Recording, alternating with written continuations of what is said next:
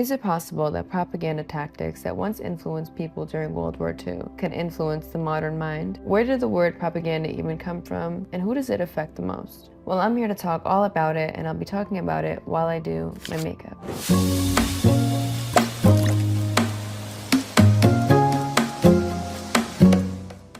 Now, if you're watching this video, you've probably already heard the word propaganda at least once in your life. But what is propaganda and where did it come from? The formal definition of propaganda is information, especially of a biased or misleading nature, used to promote or publicize a particular political cause or point of view. Now, the actual term propaganda originates from the Latin term propagare, which means to propagate or spread. And it was first used in a formal context in 1622 when Pope Gregory XV established the Congregation for the Propagation of the Faith, which is also the word's first association with the spread of religion, specifically Catholicism. Now, even though the term propaganda originated from the 17th century, propaganda techniques have been used long before that, starting with ancient civilizations like Mesopotamia and Egypt, where rulers would convince their subjects that they were destined to rule through monuments and inscriptions. And in ancient China, Sun Tzu's The Art of War, which was written back in 500 BC, explored strategic communication and persuasion tactics, aka propaganda, in military context. Now, fast forward to modern history, World War II is where we see the most recent propaganda techniques be implemented and influence generations that exist today. So what led to the rise of propaganda in World War II? After World War I ended, Germany was left with territorial losses and a significant amount of debt, which put the country in an economic crisis. Now, economic crisis is the perfect breeding ground for the spread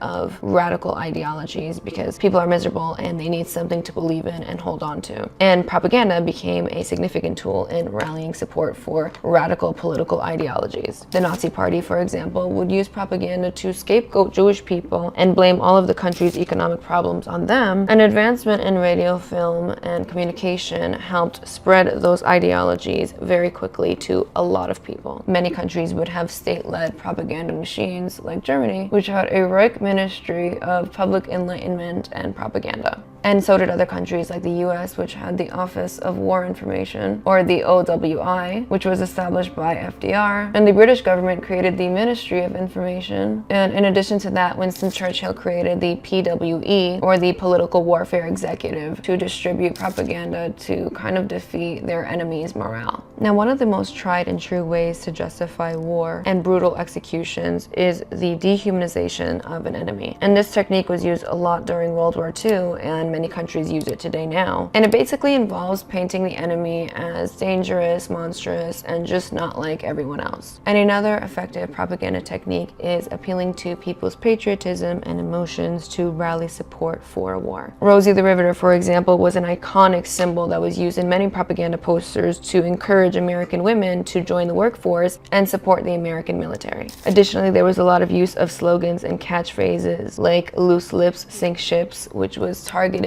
at men to kind of warn them not to speak to women about military tactics or anything like that, out of fear that a woman may reveal some of the secrets to the wrong person and put the military at risk. There was also the use of what's called black propaganda, which is basically the spread of misinformation to kind of mislead an enemy. And in a previous video, I speak about some outrageous rumors that the British would spread during World War II to throw off the Germans, and it's right here if you want to see it. Now, finally, there was just extensive use of visuals to kind of drill messages in the public's head, which incorporated pretty much every propaganda technique I just mentioned. Like this American poster right here, which clearly depicts the Germans and the Japanese as monstrous and not human, and outright targeting people's emotions and fears. And this wasn't just in posters. The public was exposed to propaganda in films, books, and cartoons like Bugs Bunny. So what were some of the immediate effects of propaganda from World War II? So the propaganda that was spread during World War II had a lasting impact on racial and social customs in America especially, and all over the world. For example, American propaganda often dehumanized the Japanese, instilling fear and hatred and racism towards the Japanese Americans even long after the war was over. Harbor. Now, American propaganda would even target Japanese children, like this poster right here called the Tokyo Kid Say, which would depict Tokyo Kid as a Japanese character who had fangs and pointed ears, further dehumanizing the Japanese, in addition to text that would make it seem like the Japanese character was uneducated or just not smart. And this particular poster series was created by an artist named Jack Campbell and was sponsored by the Douglas Aircraft Company. And like many other propaganda posters, this was really an attack on the entire Japanese race, linking their physical attributes to animals and suggesting that they are just dumb. Now, I should also mention that there weren't just discriminatory posters against the Japanese during this time, there were also discriminatory policies against the Japanese Americans. After the attack on Pearl Harbor, President Roosevelt passed Executive Order 9066, which granted military commanders the power to put Japanese Americans in internment camps, and they did just that. Now, the order itself didn't explicitly target Japanese Americans, but military commanders would pass curfews that would include only Japanese Americans. And they would also encourage them to voluntarily evacuate these areas, and about 7% of the Japanese population did. So clearly propaganda was very effective during that time in the United States and elsewhere, and specifically in the US, it influenced the advertising industry because they saw just how powerful media and messaging can shape public opinion, and so they took advantage of that. World War II propaganda also left a lasting impact on films, books, music, long after the war was over. How are some of the propaganda tactics used during World War II still utilized today? So it should be kind of obvious that World War II propaganda revolved around appealing to people's emotions and levels of patriotism. And again, this was done by dehumanizing the enemy and instilling fear in the American public. And we still see these tactics being used today. During the 2024 elections, we saw President Donald Trump utilize a lot of propaganda tactics to win the American vote. For example, he wanted to spread fear amongst Americans regarding undocumented immigrants. He would even go as far as saying things like Haitian immigrants were eating pets like cats and dogs, with very little information or evidence to back that claim up. And just like in World War II, he would use like "Make America Great Again" or posters that say "Take our country back" to evoke both a sense of urgency and patriotism, and also to convince Americans that there's a serious problem and that he has a solution. Now, America itself is not fighting a war right now, but it does fund a couple of wars overseas. And just like in World War II, world leaders need to convince people why wars or the funding of wars are necessary, and they do that through the use of propaganda. Now, some of these propaganda techniques include repeating messages or dehumanizing a group of people, like when Israeli ministers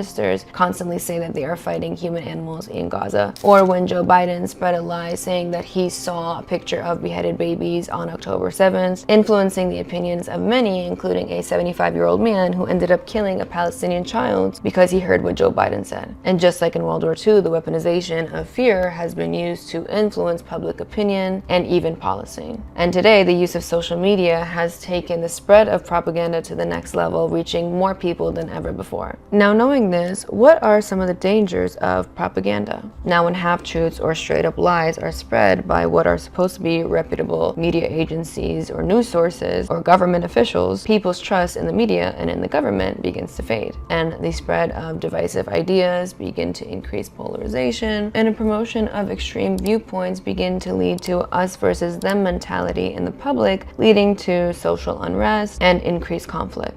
And what happens is people become so entrenched in their own beliefs to the point where they don't even want to hear any other opinions that challenge what they believe to be true. Another danger of propaganda is that the manipulation of the truth through deception or exaggeration eventually leads to public policies that do not really reflect the real needs of the population. Propaganda will also suppress alternative viewpoints, which also suppresses critical thinking. And as a result, people will want to conform to the dominant narrative, creating an environment that lacks diversity in thoughts and opinions. And not only that, when there's an excessive use of fear tactics, this could lead to higher levels of anxiety and feelings of hopelessness in the public. And finally, in democratic societies, propaganda can lead to a distortion of facts, which can undermine the electoral process, because when people are misled, they end up voting for someone who doesn't actually represent their real beliefs. So with all of that said, I do believe that it is our duty to be cognizant of the information that we consume and share, and then also question why certain information is put in front of us.